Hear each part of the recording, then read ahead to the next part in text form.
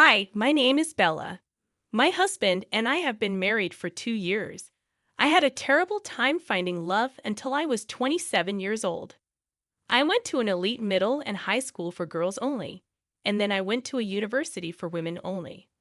After I graduated, I got a job as a receptionist at a big company. As you might expect, all of my coworkers were women.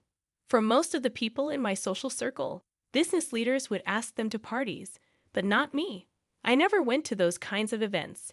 It was easy to understand why talking to guys made me so nervous that I couldn't even speak. People often told me how nice I looked, and I was asked out a few times. There were some nice guys at dinner, but they always told me, "You're pretty, but there's not much else to you." After that, it happened. The door to my fate opened. Can I ask Bella to go on a date with me? This is what Lex, who worked for one of our clients and always checked in at my desk, told me. Since he would only give me his contact information, people around us thought we were dating, but it wasn't true. I just smiled at him when he tried to start a conversation, like I did with everyone else. I really thought I would always be single, but when he told me, everything changed.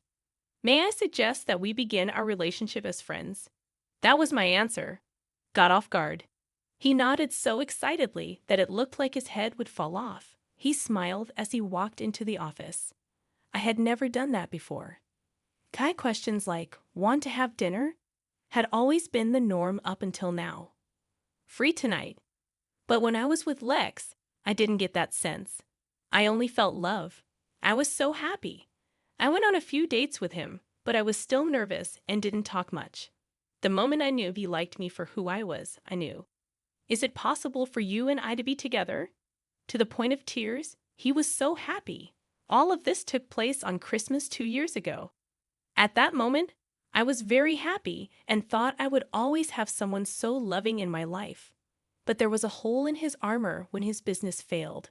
Now it's been 2 years, and I'm 29.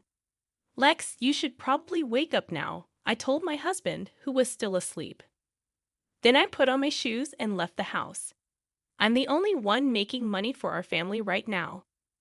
My husband's business went out of business 6 months ago, and he hasn't had a job since. It's been hard for him to find a job. This business is in a bad field, and the economy is also bad. Sometimes he gets an offer for a job that pays only $2,000 a month, which makes it hard for him to commit to a new job. Even with all of this, I still support him. Our love isn't so shallow that it would fade if one of us lost our job. My pay has always been pretty low. We've never lived a fancy life. We rent a 2-bedroom flat that is more than 30 years old.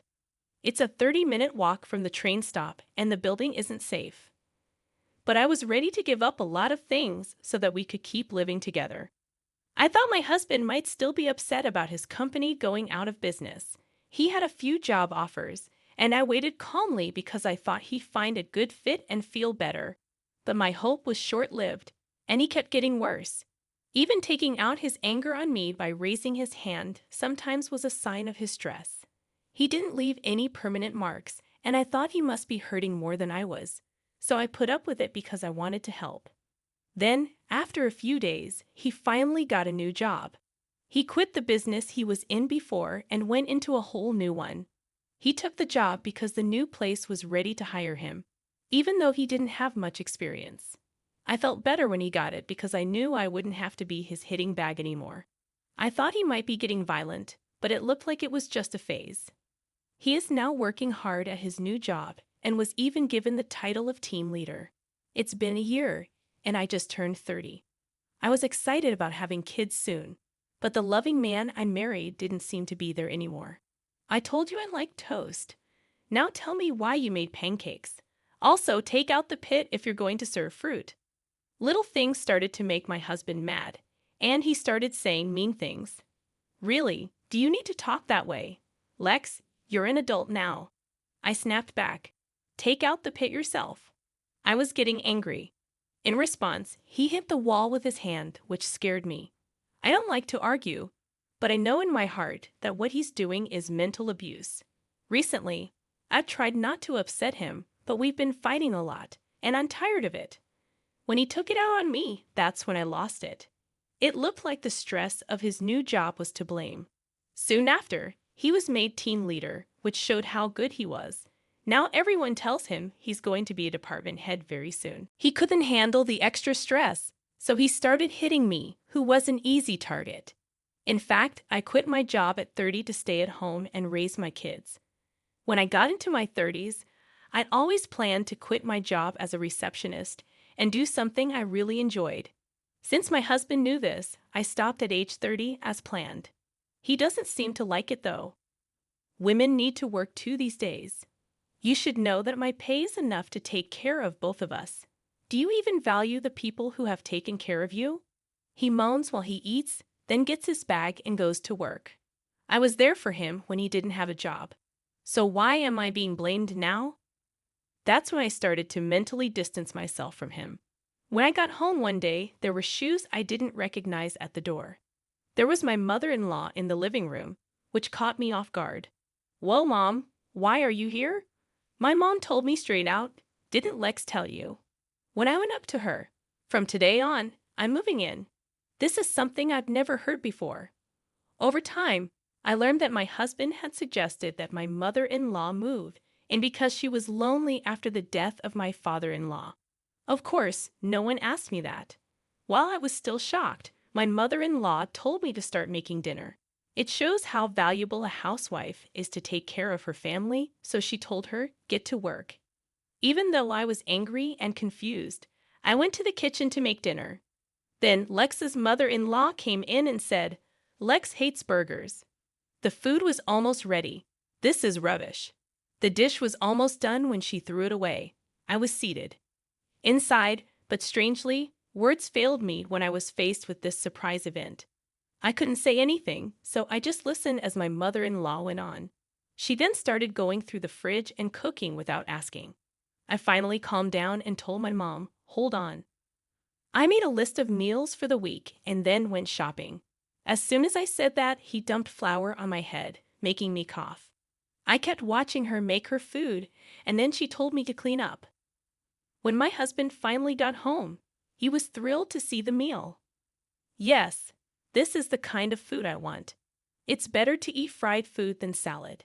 He walked past me and happily sat down to eat with his mom. My heart felt like it had been smashed and black ink had been dropped on it at that moment. Following that, my mother-in-law continued to bother me every day, and my husband continued to hurt my feelings. I felt like I didn't belong in this house, and even though my husband wanted to be close to me, I couldn't because of the situation. As a 30-something woman, I have been putting off having a child because I don't want to have a kid with this abusive man. The last straw finally broke. My wife's mom asked me to take her to the hospital because she was sick. Even though I didn't want to be with her, I had to take her to the hospital, even though I didn't want to. But when I went to get her, a social worker told me to go to a different room. She told her, "You must be having a hard time taking care of the kids and doing all the housework by yourself. But taking it out on your husband and mother-in-law isn't good." It turns out that my mother-in-law was saying that I hurt her when I fell. Even worse, she had been to the hospital more than once and asked about me each time. It looks like she picked today to deal the last hit. The social worker blamed me because she didn't know the whole story. You should look out for kids and old people more. During that time, our family hasn't had any children. When I was told I might need psychological help, I had had enough. You broke my rights, so I'll sue you. It's not you who is being mistreated here, it's me. I showed proof that my husband abused me and that my mother-in-law burned me on purpose. The social worker said she had to check with my mother-in-law, but I told her no and left the hospital by myself. Soon after, my husband and mother-in-law came home. My husband heard from my mother-in-law that I was mean to her. My husband shook his head and said, "You're leaving me, you parasite. How dare you leave my mother?" What kind of lie did my mother-in-law tell you? Based on her fake tears, I think she did it again.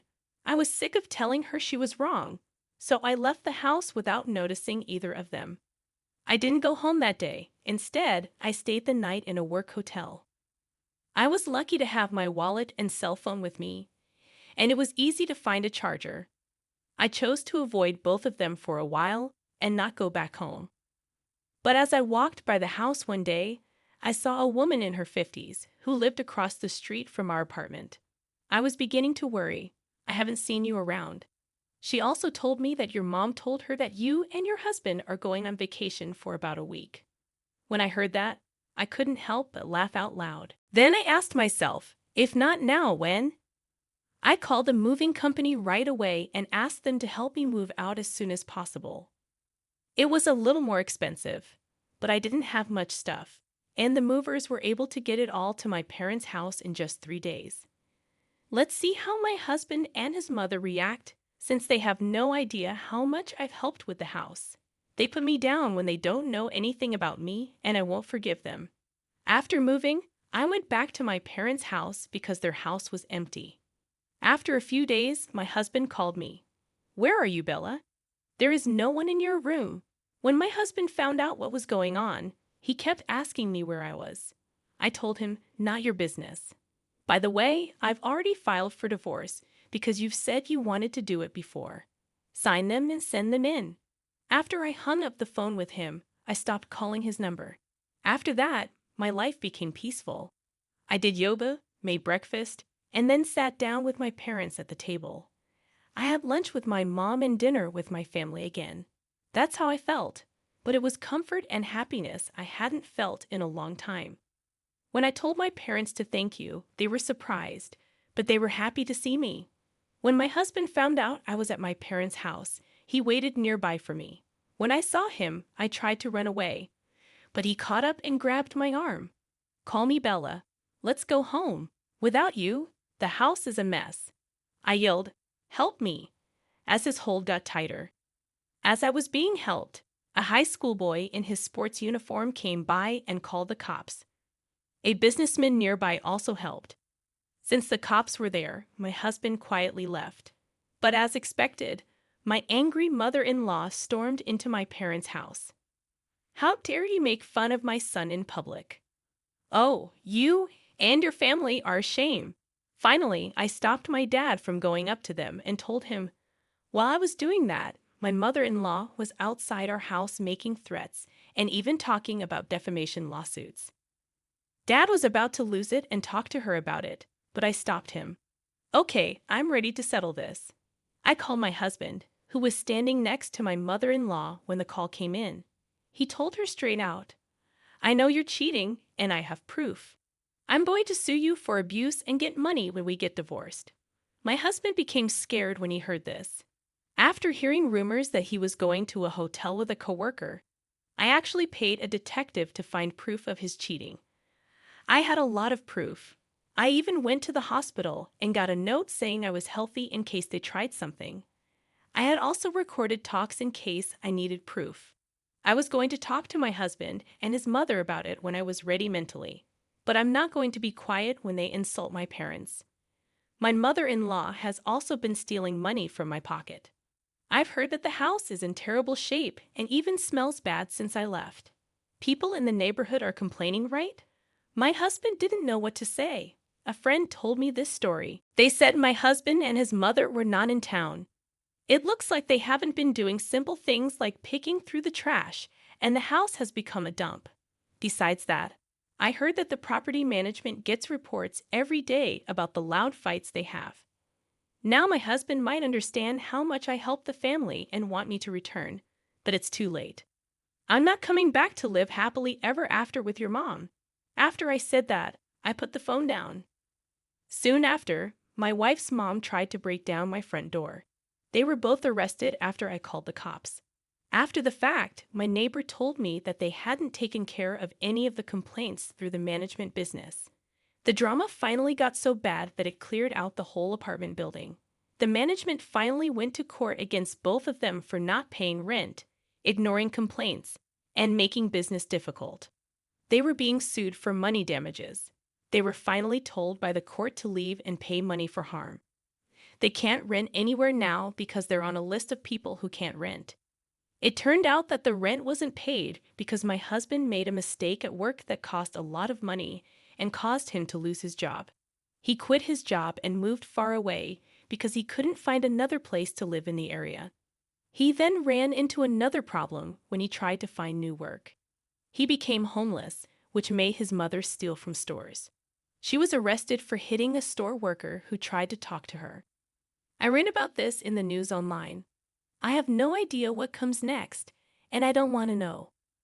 When I got divorced, I started working at the coffee shop of my dreams. Someone I work with who is 5 years younger than me and I became friends. I got married again when I was 34. We opened our dream cafe when we were 40, and now I'm pregnant. I'm pregnant at a late age, but I've never been happy.